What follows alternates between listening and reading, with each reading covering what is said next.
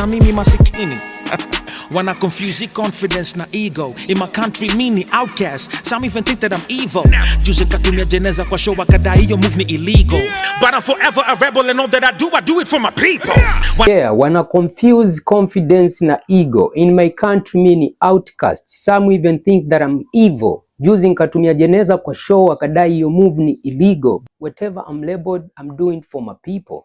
You understand? Hizo ni lines za Khaligraph Jones kupitia ngoma inafahamika kama Wanaona Haya, ambayo alikuwa ameshirikishwa na Country Boy mwaka 2019. Yo, it's very understandable especially kwa casual listeners ambao itamhitaji kujua tu tafsiri ya neno outcast, and then anaweza ka resonate na baa nzima, anaweza ka connect and then akapata ile layer ya juu ya kile ambacho hapa alikuwa anakizungumza. Lakini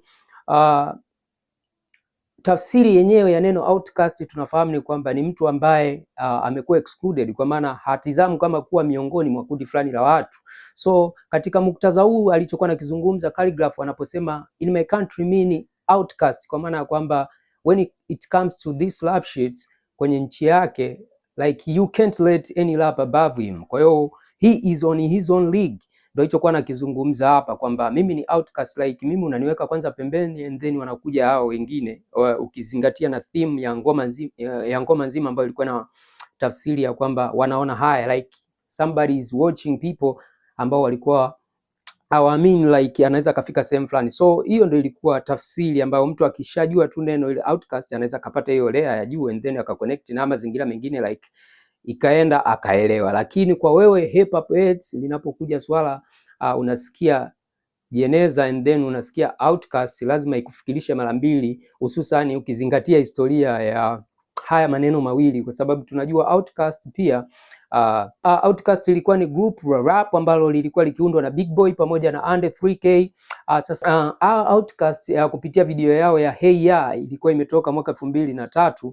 Ukitizama ile video mle ndani kuna settings, hiyo setting inaonyesha Under 3K akiwa ana perform kwenye setting like a show, lakini ana perform akiwa na jeneza. So of course ilienda viral. As you know, the greatest fear for human being ni kifo. So kucheza na vitu ambavyo vinahusiana direct moja kwa moja na kifo, even if itakuwa ni sanaa, lazima kutakuwa kuna mijadala ya hapa na pale, na ni kipindi ambacho tayari watu walikuwa shaanza kuhusisha masuala ya kisanaa na masuala ya kishetani hapa na pale, so ikazua gumzo sana. Sasa unagundua kwamba in the modern days walioleta hii kitu, of course ishai kufanyika before, lakini katika hizi siku za karibuni outcast wamekuwa na ndio watu ambao walibeba taswira ya ubunifu wa namna hiyo. Kwa hiyo unamsikia Khaligraph anasema in my country mean outcast, alafu anasema tena juzi nikatumia jeneza kwa show.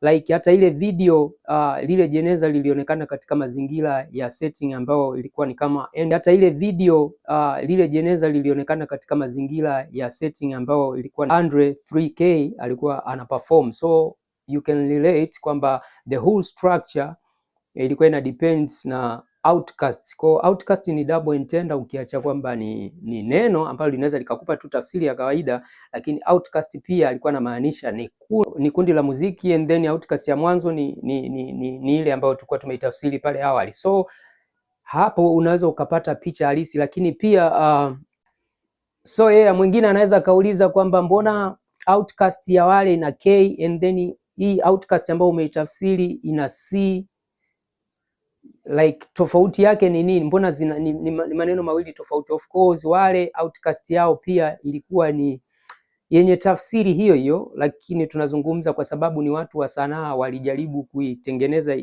iwe namna fulani ambayo imekaa kisanaa zaidi, lakini na wao wambeba tafsiri hiyo ambayo Khaligraph amekuwa ki-claim here, ambayo amekuwa kizungumza hapa, kwa maana ya kwamba na wao walikuwa like kwa sababu walikuwa na represent black community, kwa walikuwa katika hiyo kona kwamba they are excluded, wao ni outcast, kwa wana represent wale watu ambao wametengwa tunapokuja kwenye jamii. Lakini pia tunapokuja kisanaa walikuwa wanaamini pia wao ni watu ambao they above like everyone else. Kwa hiyo wao pia tafsiri yao ilikuwa ni hiyo hiyo, lakini lile neno utaona kama lina mabadiliko, kwa sababu of course wale ni artist, kwa kulikuwa kuna namna ambao usifanye vitu kikawaida kawaida kama mtu mwingine wa kawaida anavyovifanya.